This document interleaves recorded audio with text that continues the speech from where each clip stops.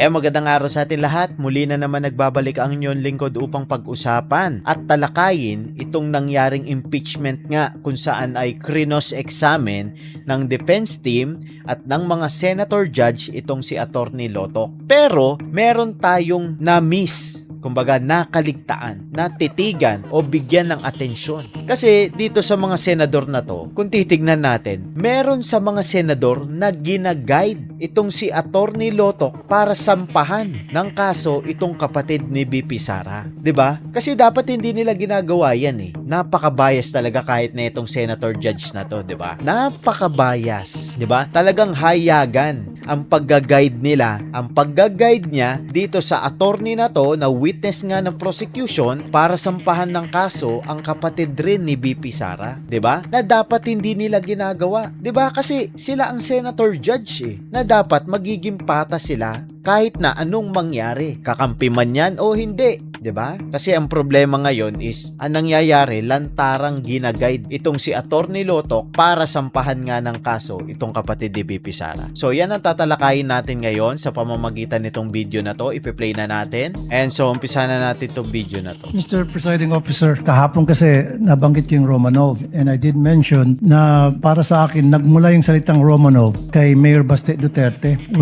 during a rally yung sa Maisog in Davao. So, ang tanong ko ngayon kay Mr. Witness, matatandaan po ba kung ano yung sinabi ni Mayor Baste Duterte patungkol dun sa Romanov that night?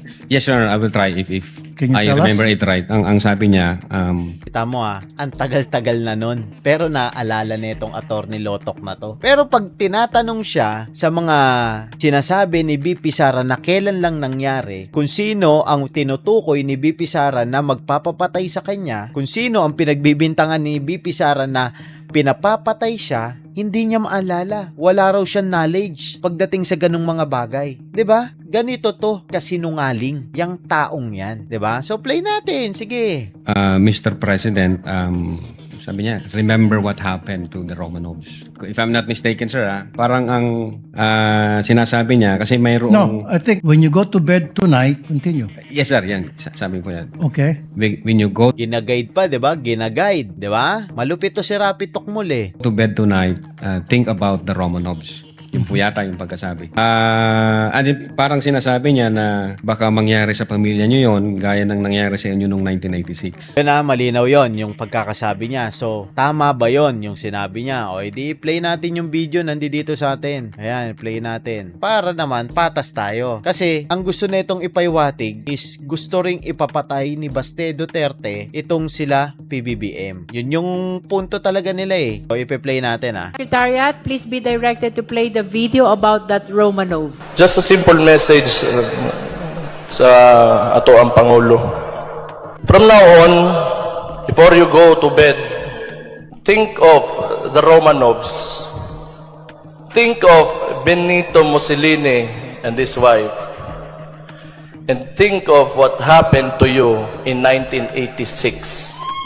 'Di ba? Malinaw na hindi minumungkahi ni Mayor Baste na ipapatay. Kung hindi, inihahalin tulad niya. Sa Romanov, yun nangyari kila PBBM noong 1986. Ano ba nangyari kila PBBM? 'Di ba napatalsik? Hindi niya sinasabi na ipapapatay. Yun lang naman yun eh. Yun lang yun. Yung pinopoint natin doon kasi minimislead nila yung taong bayan eh. Kasi magkaiba yung sinabi ni Mayor Baste sa sinabi ni Princess Maui. Tuloy tayo Kung tama yung memory ko, sir. Parang ganun po ang sinasabi ni Mayor Baste. Kaya nga, Mr. Presiding Officer, nagtataka ako na binanggit yan ni Princess Maui doon sa press conference, sa online press conference ni BP Sara, yung Romanov na banta for Sara Duterte when in fact it was Baste Duterte ang nabitaw ng salita na yon, warning sa first family. So which is which, Mr. Witness, para sa iyo, saan ba talaga yung Romanov nag-umpisa? At sino ba talaga ang dapat mag-ingat doon sa banta na Romanov? Yeah, insofar as our investigation is concerned, since nag-start yan doon kay Mayor Baste at wala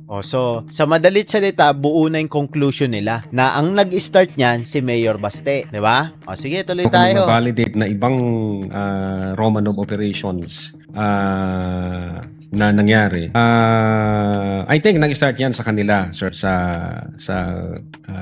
kapatid ng Vice Presidente. Thank you, Mr. Witness. No other questions? Kita nyo na, nag-start yan sa kapatid ng Vice Presidente. So, ang gusto nilang mangyari, ililink si Mayor Baste dito sa issue na to. So, dalawa na ang nasa issue, si VP Sara at si Mayor Baste. Yun ang point nila dyan. Pero, kung titignan kasi natin, sa first family mo lang ba pwedeng i-apply yung Romanov? 'Di ba? Yung nangyari sa Romanov. Sa first family mo lang. So, bibigyan ko kayo ng logic. Sino ang mas makapangyarihan? Si VP Sara o si PBBM? Syempre, si PBBM. Paano natin nasabi? Ano ba nangyayari ngayon? Sino ba ang ini-impeach? Sino ba ang maraming kakampi? Sino ba ang maraming tao? Sino ba ang kakampi ni VP Sara? Kumpara mo kay PBBM. Doon, titimbangin natin kung sino ang mas malakas sa kanila. Kasi ang pinag-uusapan dito, kung sino ang mayroong mas makapangyarihan, mas maraming galamay. Kasi yung Romanov doon sa Russia, nung nangyari yun sa kanila, wala na silang kapangyarihan. Kumbaga, agrabyado na sila. So kung titignan natin sa sitwasyon ngayon, sino na ba ang agrabyado sa sitwasyon ngayon?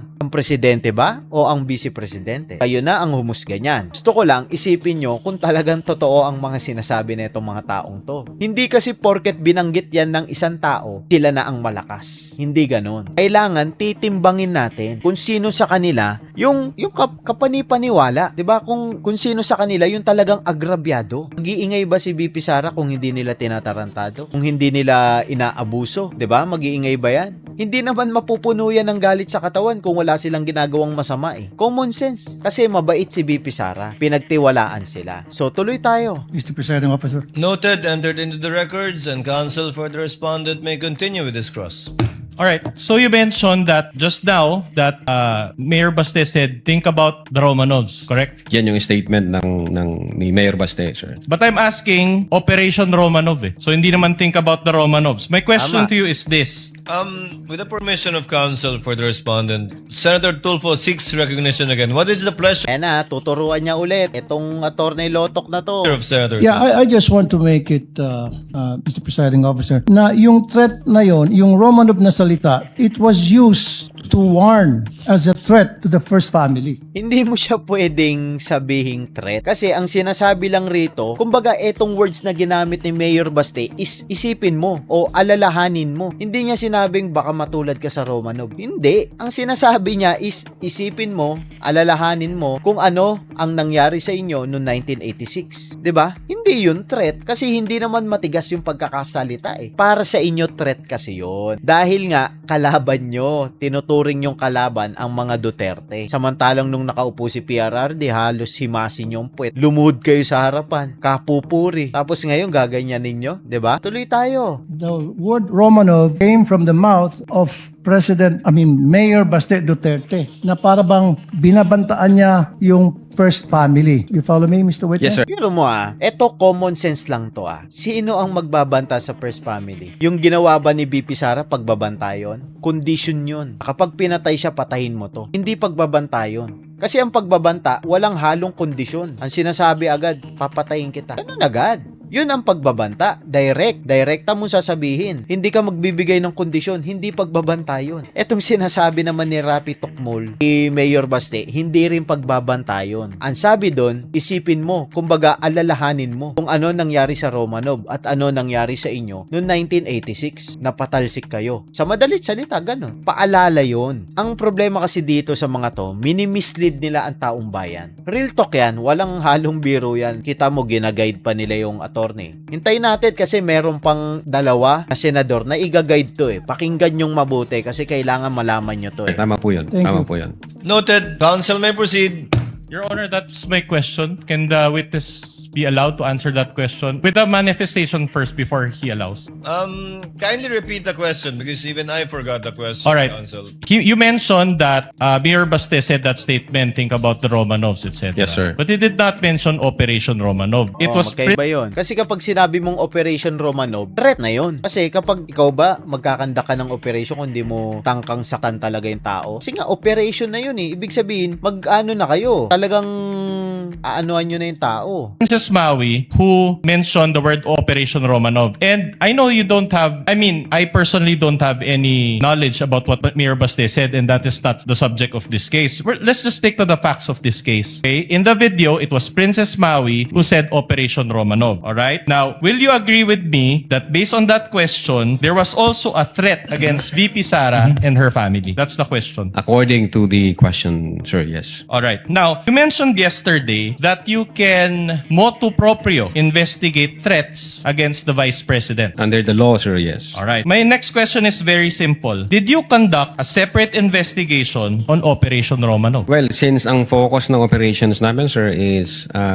cybercrime investigation, I think ang makakasagot niyan yung intelligence service namin, sir.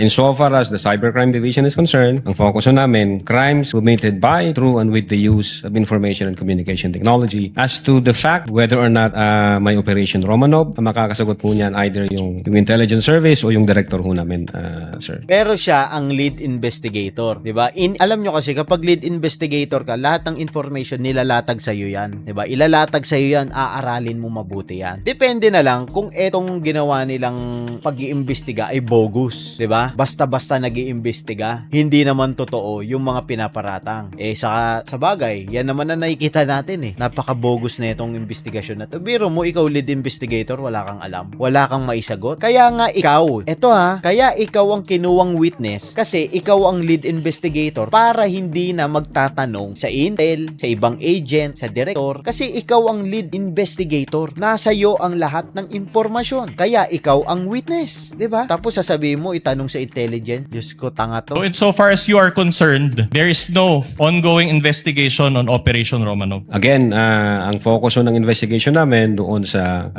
grave threat and then inciting to sedition against the Vice President. O yan yung grave threat and inciting to sedition. Sabi nila, hindi naman daw yan ang kaso ni VP Sara kung bakit ini-impeach. Ang kaso raw ni VP Sara is betraying the public trust. Pero bakit yan ang pinag-uusapan nila? Mamaya tatalakayin natin yan. Insofar as the existence of whether or not may Operation Romanov, siguro makakasagot niyan, sir, yung intelligence service, yung director ho namin. All right. So no. At any rate, are you aware of if the Vice President was the target of unauthorized intelligence or surveillance operations? I'm not aware, sir. All right. With the permission of counsel, Chair will recognize Senator Judge Pangilinan, thereafter Senator Judge Erwin Tulfo. Yan na. Just one or two quick questions. You may proceed, sir. On the issue of Princess Maui. Yan na. Opo. And itong investigasyon na sinasabing Kasi kung bakit nila dinidik na si Mayor Baste, ipit na Ipit na yung nila, yung attorney Lotok nila, yung witness nila. Kaya ibinabaling na nila yung attention sa Duterte na naman. Yan ang style ni attorney Claire Castro, 'di ba? Kapag ka hindi mo na masagot ng derecho, iibay mo na usapan. Ipo-focus mo sa Duterte, 'di ba? Yan talaga ang style nila, kaya inuungkat nila yung Romanov na yan. Pero kung tutusin, kung aaralin natin mabuti, paalala lang yun, hindi threat ang ginawa ni Mayor Baste. Bisigahan ba yung threat against the Vice President? Kung hypothetically dumating si Princess Maui at nagpaliwanag tungkol sa Operation Romanov at sinabi niya ang detalye, Yes, sir. kikilos ba ang Definitely, cybercrime? sir. Definitely. Ano ang gagawin ninyo kung nakuha ninyo yung ganong klaseng impormasyon? We will validate the information first, sir. Ang problema, sabi nga ninyo kanina, hindi nga humarap. Opo, sir. But as in any other case, kung may humarap at pinag-usapan at sinabi ganito yung threat, what is the standard operating procedure of the NBI? We validate first the information, sir. And then pag confirm na, then we will start case build-up, sir. Thank you. Thank you. Senator Judge Erwin Tulfo, what is your pleasure, sir? Thank you, Mr. Presiding Officer. Just want Pantok to direct my question to the witness here. Yes, Your Honor. Yung Romanov plot, well, aside from what Senator Judge Tulfo said, came from Baste, but I picked it up doon sa video na pinalabas kanina ng defense, Yes, Your Honor. yung Romanov plot versus Sara, according to Princess Maui. Did you take that information seriously or not? Yes, Your Honor. That's the reason why nung marinig namin o makita namin yung question ni Princess Maui about the Romanov, we conducted an open source investigation. Tinignan ho namin baka meron. Ayun nga, ang nakita namin yung January 2024 during Maisog Rally, if I'm not mistaken, na the word Romanov ang nagbigkas ho noon si Mayor Baste, Your Honor. All right. So So, yung statement ni Princess Maui sa video, how do you rate that info? Sa inyo po sa NBI, sa mga intelligence agencies, yung mga informations po ninyo, may rating. Tama po ba? Correct me if I'm wrong here, Mr. Witness. For example, pag yung information po ninyo, pag yung information po na natanggap ninyo ay may mga rating po. A1, completely reliable. A2, completely reliable information, probably true. B1, usually reliable source, information confirmed. B2, usually reliable information, probably true, but needs validation. C1, fairly reliable source, information confirmed. C2, fairly reliable source, information needs validation. D to F, source is doubtful, unreliable, or reliability cannot be assessed. So, saan yun nilagay yung sinabi ni Princess Maui? Saan dito sa classification po na ito ng source of information? Is it A1, A2, B1, B2, C1 hanggang DF? Saan po? Kasi po ngayon, sir, napakarami na po mga impormasyon ng mga fake news. Opo, sir. Sir, kung pwede na pong sumagot. Go ahead po. Go ahead. Sir, yung una po namin ginawa, we try to invite Princess Maui to shed light doon sa sinasabi nilang Romanov. Since hindi ho nag-appear si Princess Maui, wala ho kaming basis. So, classify muna namin ito na non-validated information. Naghanap kami sa open source. Yun nga, ang nakita namin, ang unang nagbigkas niyan, si Mayor Baste. So, medyo nakita namin, teka muna, parang baliktad yata ang sitwasyon.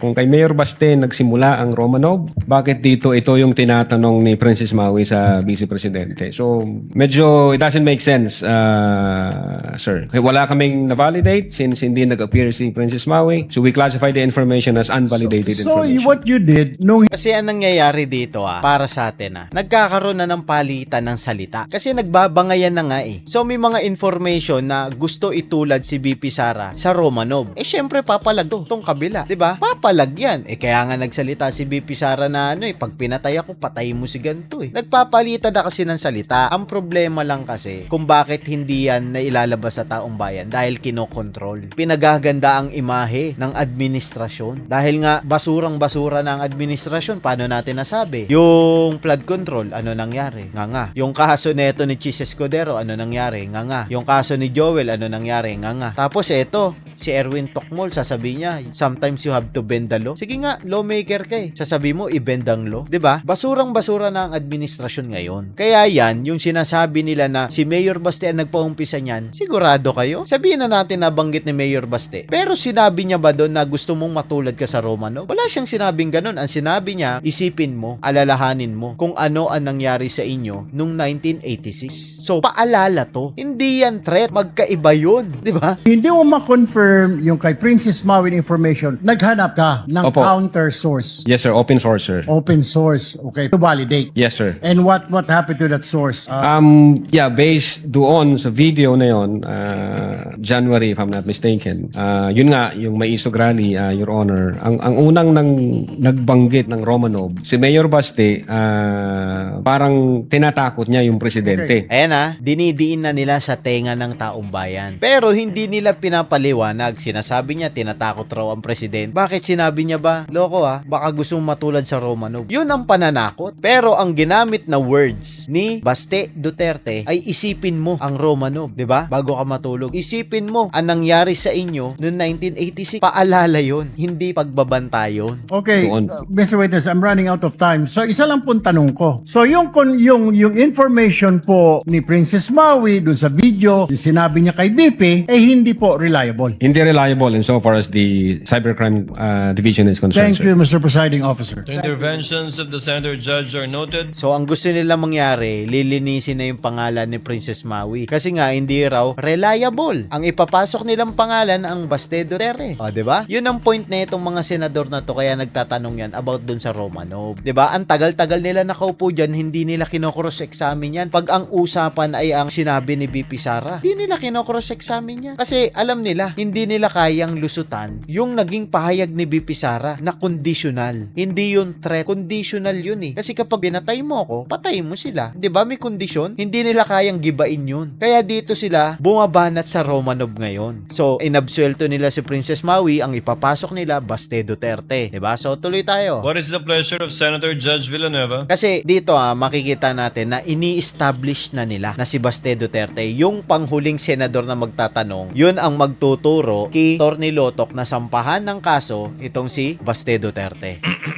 Thank you, Mr. Presiding Officer, Mr. President. Just a very quick question on this particular topic, and I will no Gentlemen longer. may proceed. Thank you, Mr. President. I will no longer dwell on the Operation Romanov, despite the fact that thank you to Senator Judge Rafi Tulfo who told me that about the dates, and I will not even mention or tackle the conditional threat. But I was looking at this NBI letter dated 2nd of December 2024, marked as Annex I. This is prosecution's P4-5 exhibit, invited respondent Duterte to appear in connection with the investigation of the alleged grave threats. Mr. Witness, nakasaad din po dito sa sulat na iniimbestigahan ng NBI yung mga banta laban sa kanya at makakatulong po dito ang kanyang pagharap sa investigation. Tama po ba ito, Atty. Yes po, Your Honor. Tama po yan. Dahil po hindi personal na pumunta ang ating Vice Presidente, ano po yung naging epekto nito sa investigasyon ninyo sa mga banta laban sa kanyang buhay? Gusto ko lang malaman, ipinagpatuloy nyo po ba ang investigasyon ng NBI? What is now the status of this investigation? Yes, sir. Una, since yung second letter ng Vice President through her lawyer, may sinasabi doon na may threat sa life 6 months ago pa. So, nung trinay naming i-check yun, Your Honor, ang nakita lang naming relevant information as to the security, yung pagbabawas ho ng 75 PNP personnel from BPSPG, if I'm not mistaken. And then, I think transfer ho yata yung mga personnel na yan sa Manila. And then, when we check the record, yun nga, merong pang, based on the COA record, merong pang 335 more or less, if I'm not mistaken, na security personnel ang Vice Presidente. So, other than those facts, wala ho kaming makitang relevant na security issue dahil yun nga, hindi naman nag-appear ang ating Vice Presidente, hindi naman sila nagbigay ng any information na Kasi alam nyo kung bakit ayaw magbigay ng information ni BP Sara? Tignan mo yung ginawa nila sa Brave 18. Binaliktad-baliktad nila. Ginamit nila yung affidavit na pinasa ng Brave 18 laban sa Brave 18. Gagamitin kasi yan laban sa sarili niya Kaya hindi siya nagpapa-interview dito. Dahil sinungaling tong taong to ngayon nga lang Kulang-kulang ang kanilang ebidensya. Biro mo ikaw magpapasa ka ng investigation report tapos mali-mali ilalagay mo dun Secretary of Department of Justice. Hindi naman Secretary of DOJ si BP Sara Sige nga, tapos burado yung date, pinalitan. Sige nga, isipin mo, papasa mo yun, di ba? Napaka-unprofessional mo, nagsunog ka ng kilay tapos mali-mali ang ipapasa mo. Kaya ka nakarating dyan sa pagka-attorney dahil nagsika ka, nagsunog ka ng kilay. So, alam mo ang proseso. Napaka-imposibleng hindi mo babasahin yun. Napaka-imposible na nakalusot sa'yo yun. Ganun kasimple. Kaya ayaw rin magpa-interview sa inyo ni BP Sara. Kasi nga, gagamitin nyo yun laban sa kanya, babaliktarin nyo siya. Ang sasabihin nyo, hindi siya may sabi nito O di wala kayo ngayon nakuha kasi ayaw niya magpa-interview sa inyo, sa investigation nyo. Kaya kulang-kulang yan, yung mga reports nyo. Kasi kayo nakakuha ng pantapal di ba? Yun ang plano nitong mga sa NBI. Kasi ginawa na nila yan sa Brave 18. Takmao si BP Sara, hindi nagpa-interview. So tuloy tayo. pwede namin pagsimulan po. So, But, so after that, you did not pursue anymore the investigation on the threats against the Vice President? ang alam ko, ang aming intelligence service ay may monitoring na ginagawa from time to time. I ask this question, Mr. Witness, and for the our people. Kasi ang hindi na po yung Operation Romanov, hindi na po itong conditional threat. Kung hindi, ito ba ay nabigyan ng accorded the same level of attention dun sa mga threats na inyong nakukuha gaya ng binabanggit natin na threat di umano ng ating Vice Presidente. Kasi ang tanong, hindi rin naman po nagpunta sa inyo. Alam mo, Joel, Senator Joel, kaya nga nagsalita sa publiko si BP Sara kasi hindi na mapagkakatiwalaan ng mga sangay ng gobyerno. Dahil nga lahat yan, sino ba ang nag-appoint? Ganun kasimple. Ang sagot sa tanong mo, common sense. Ikaw nga, tinakot ka, nasa nakaso mo. Papasikat ka sa taong bayan, alam naman ng taong bayan ang sagot dyan. Joel, ano ka ba naman? Lilinisin mo pa ang pangalan ng mga departamento, alam naman natin na sino ba ang nag-appoint dyan, sino ba naglagay dyan. Ganun kasimple. Hindi magsasalita si BP Sara sa taong bayan na parang desperado siya kung hindi siya ginigipit ng gobyerno. Biro mo, Vice President siya, ginigipit siya ng gobyerno. Sige nga, kahit ikaw magsasalita ka sa harapan ng maraming tao, hihingi ka ng simpatya dahil wala ka ng ibang malapitan. Wala ka ng ibang masandalan kundi ang taong bayan lang. Ganun kasimple ang sagot sa tanong tanong mo, Joel. ang Pangulo o ang Speaker of the House, and yet you pursued your investigation. So in that way, paano niyo may explain ito, Attorney Lotok, Yes. na ginawa niyo talaga yung lahat ng inyong magagawa? Pinababango mo pa yung pangalan Ginawa nyo talaga lahat ng inyong makakaya. Dito nga lang hindi niya masagot 'Di ba? Sasabihin niya, wala po akong knowledge diyan. Ikaw ang lead investigator, wala kang knowledge. Posible 'yun. Tapos sasabihin niya, tinanong siya ni Senator Alan kung sino yung tinutukoy ni BP Sara na ipapapatay niya kung sakaling mamatay siya. Hindi niya raw alam. He cannot answer the question. Tapos ngayon, sasabihin mo ginawa nila lahat ng paraan. Napaka-unfair mo naman, Joel. Para imbestigahan din yung threat laban sa pangalawang Pangulo. Opo, Your Honor. Magkaiba po siya. Yung grave threat na inatter ng Vice President against the President, apparent po siya, Your Honor. Nakita po namin. Nasa video, inauthenticate namin yung video, nag-testify yung mga may personal knowledge na in fact sinabi niya yon. So, malinaw ho na nag-exist yung utterances na yon that qualifies the crime of grave threats. Dito ho, sa threat ng Vice Presidente, wala ho kaming ganong same na information na nakuha. Syempre, may makukuha ba kayong information na ganun? Wala nga. Kasi nga, tao nga ng administrasyon ang lahat ng yon. Ginigip nga ng gobyerno si BP Sara. Kita mo, ang daming kalaban ni BP Sara. Sige nga, sino kakampi niya dyan? Yung alin, yung pinakulong nyo? Si Senator Jinggoy? Si Senator Marcoleta? At isusunod nyo pa si Senator Alan? Pati si Senator Robin? Pati to si Senator Bongo? Isusunod nyo pa ipakulong? Sige nga, isipin nyo. Lahat yan, kakampi nyo Tapos maghahanap kayo ng witness? Abay, malaking kalokohan yan. Walang magwi-witness dyan dahil takot sa inyo. Biro nyo, Vice President yan, ginaganyan nyo. Wala kaming apparent na mayroong threat against sa life ng Vice Presidente kasi nga hindi sila nagbigay ng specific information, hindi ho nagpakita ang Vice Presidente para mag-shed light doon sa investigation namin. So hindi ho namin siya makita na parehas. Magkaiba po yun. Ang sa Presidente, apparent siya. So definitely under the law, ang NBI can motu proprio undertake an investigation. Dito sa Vice Presidente, allegation siya, wala kaming ma-validate na information. So hindi ho pa magti-trigger yung investigation doon. But I am sure, insofar as the intelligence service of the NBI is concerned, continuous ho yung monitoring yan at naghahanap po sila ng mga lead para masolidify. Sinasabi nyo lang yan kasi nga, kagaya ng sabi natin, action speaks louder than words. Diba? Paano nyo ngayon sasabihin na iniimbestigahan nyo, kung hinuhuli nyo yung mga kakampi ni BP Sara, pinapasok nyo sa Senado, hinahabol nyo sa Senado, nagdala kayo ng baril sa Senado. Diba? Common sense. Tapos papaniwalain nyo kami na ginagawa nyo ang lahat ng paraan para malaman kung totoo ang threat kay BP Sara. Isang malaking kalokohan na yan, attorney. Yung information na yan. Thank you, Mr. Witness. I know the law. Presidente, Vice Presidente, Speaker, pwede nyong tignan at imbestigahan yan. But I feel na importanteng maipakita natin sa taong bayan that same level of attention ang ibinigay po natin. At we also, if we need Same level of attention but not the same level of investigation. 'Di ba? Magkaiba 'yon. Attention bigyan nyo. Pero yung pag-iimbestiga, hindi nyo binigyan ng karapat-dapat na investigasyon. At kung binigyan nyo man, hindi nyo talaga ipinakita sa taong bayan. Inilihim nyo kung ano ang naging resulta. Ganon kasimple ang sagot sa tanong mo, Joel. to walk the extra mile of investigating, we have to do it in the name of fairness. So, yun Opo. po yung nakita ko, and siguro yung sinasabi nyo nga po, hindi sumapat yung inyong mga nakalap na mga impormasyon.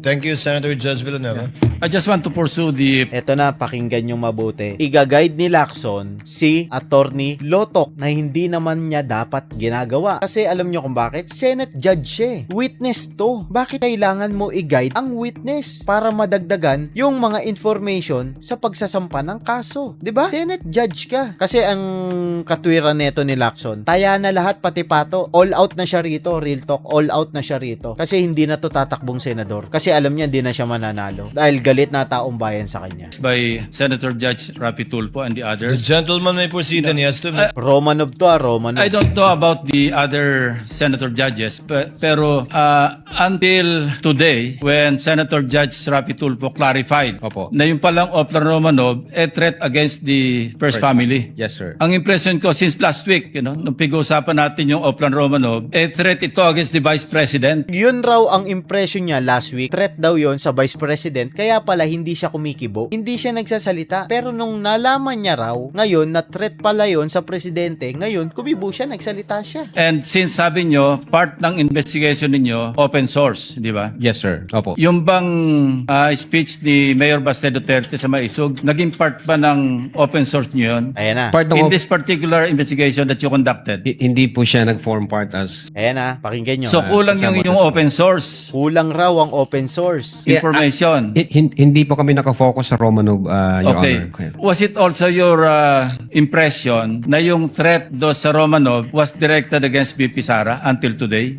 I don't Please be honest. Yeah, Don't be Ayan na, ginagayad na niya don't eh. be ashamed. No? Yeah, I don't think so, Your Honor, kasi unang-una ang context ng Operation Romanov against the first family. I know. So it definitely against the president and his family, Your Honor. Ngayon nung tinanong ho siya ni Princess Maui, doon nga kami nagtaka. Anong ibig sabihin ng Romanov? Anong context niya ng Romanov? Bakit against sa Vice President? Kasi nga, kagaya ng paliwanag natin kanina, sino ba mas makapangyarihan? Si PBBM ba o si BP Sara? Kasi tandaan natin, ang Romanov, kung bakit sila natanggal sa pwesto at pinatay ng taong bayan, is wala na silang kapangyarihan. Wala na. Wala na silang kakampi, wala nang handa magprotekta sa kanila, wala nang gustong kumampi sa kanila. Yun ba ang sitwasyon ni PBBM o ang sitwasyon ni BP Sara? Diba? Sino ba ang walang kakampi? Si BP Sara o si PBBM? Sino ba ang mas makapangyarihan? Si BP Sara o si PBBM? Ganun kasimple, hindi porket first family ang Romanov,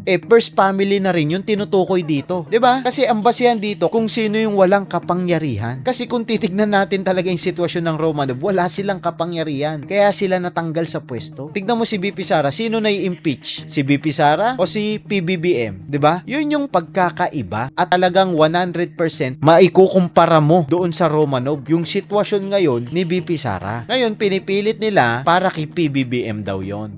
Hindi naman sila yung first family. So Oh, 'di ba? Hindi naman sila yung first family. Ito mga tanga to. Kasi logic to eh. Yung Romanov na binabanggit, logic 'yan. Yan yung pinaka-logic kung bakit binanggit ni Princess Maui. Logic ang gusto niyang ipahiwatig diyan. Kayo, syempre, kakampi kayo ni PBBM, poprotektahan niyo si PBBM. Papalabasin niyo si PBBM ang tinutukoy sa Romanov, 'di ba? yan yung reason po, Your Honor, kung bakit we try to invite Princess Maui na shed us some light para makita namin ano bang ibig mong sabihin doon. Ano ba yung pwede naming i-validate na information para makapag-case build Hindi na. Tatakutin niyo yung tao eh, 'di ba? Tatakutin niyo. kami pag meron. Yes. So bakit hindi naging part ng investigation nyo do sa Ayan na, bakit hindi naging part ng investigation nyo yung sinabi ni Mayor Baste? threat against the life of the President and the First Lady kasi family yung binabanggit diba? ni Mayor Basten, di ba? Hindi kasama yung si Speaker Romualdez, hindi kasama yung Chief Justice. Opo. Di ba? Yes, sir. Pero threat against the family, the first family. Yes, sir. As mentioned by